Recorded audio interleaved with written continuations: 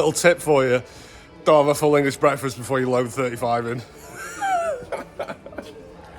No, seriously, when you're taking them from here, get them in twos and make sure you go brown side to brown side, and do that when you pull them out, because otherwise it rips the paper. Normally we stack them up this way, but we haven't got any of our ratchet straps, have we, Peter? Straps, no rope. So that's 35. Let's go and pay. Hi guys, just back at the studio this morning. We're going to be tackling the plasterboard. As you've probably already seen, we've got 35 sheets. If we don't waste any of the plasterboards, we've worked out the quantity on square meterage rather than waste that we're going to get from cutting the boards down. If we've got, say, 30 centimeters that we're going to be cutting off the bottom of a board, then we'll obviously stack those up and use them on one wall on the first layer. We've got 2 layers of standard plasterboard. Quite a few people asking us, why don't we use sound block?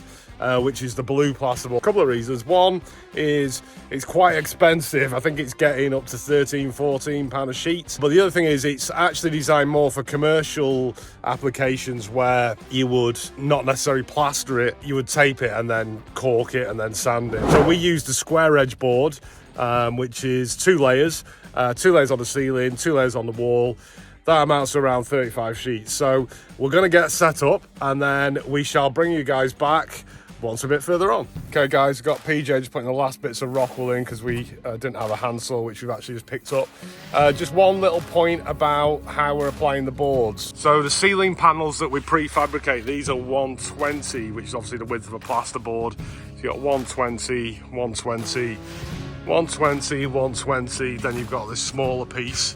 So ultimately, on our final layer, doesn't really matter about the first, but on the final layer, we want to make sure we got plasterboard going from here and finishing on this stud. We got another stud here and so on. Essentially, the first layer is going to be staggered. We might even just go the opposite way round. So just to make sure, or we could even make it even simpler, just start at this end. Obviously apply our plasterboard, so it's going to finish around here. So it doesn't matter that the first piece of plasterboard doesn't actually finish on a stud, as long as the second one, we start from this end and obviously make sure it finishes here.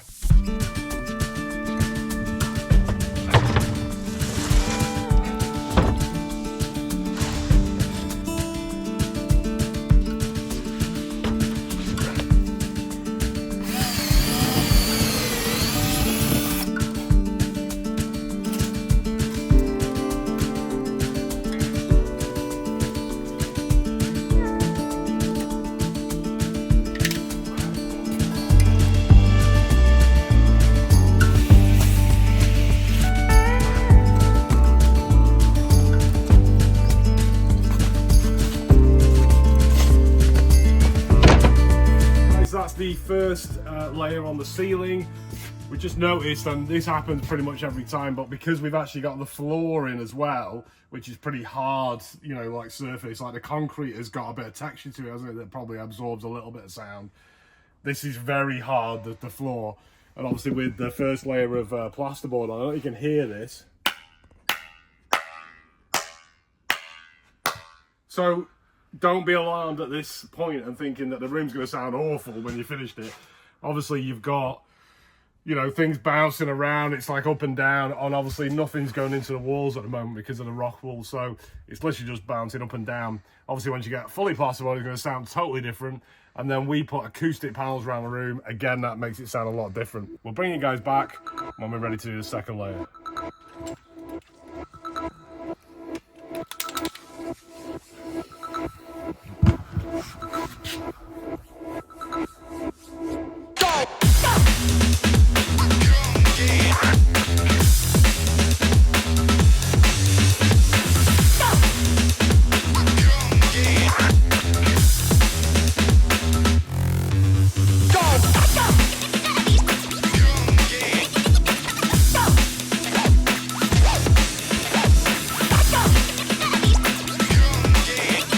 Okay guys, that's the last board up. We're just gonna have a little break now and we'll bring you guys back once we start tackling the walls. So we're just gonna carry on with the plasterboard and we're gonna hit this wall next. Because it's a little bit bitty, it takes a little bit longer to do. So we thought actually we'll do that now, and then we've got the other 3 walls are kind of nice and easy for afterwards, hopefully after lunch.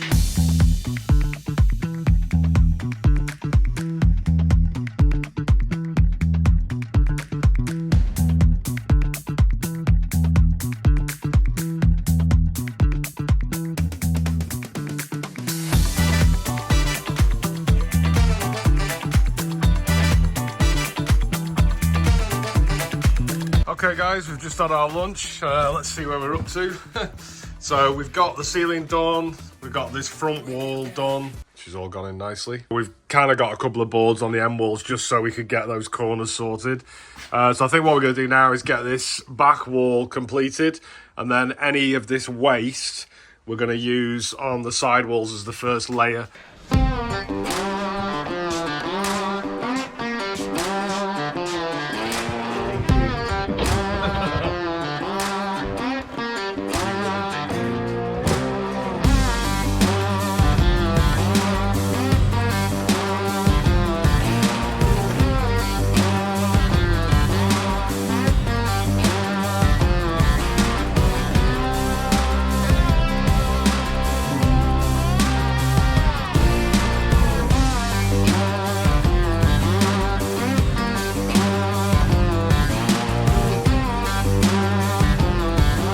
Okay, so we're nearly finished on the plasterboarding. We've just got a little corner to do there, one little piece, and the same on the other side. PJ's just cutting those out now. That was down to our last board on it, PJ. That was number 35. Yep. Yeah. Sure, we were spot on. That's our waste, so we got a little bit of there we couldn't really use, and then some of the bottoms taken off because of the height. But we managed to use quite a few of these behind some of this wall and the wall over there. So we've just got these two boards to put on, have a tidy up, and then we're going home.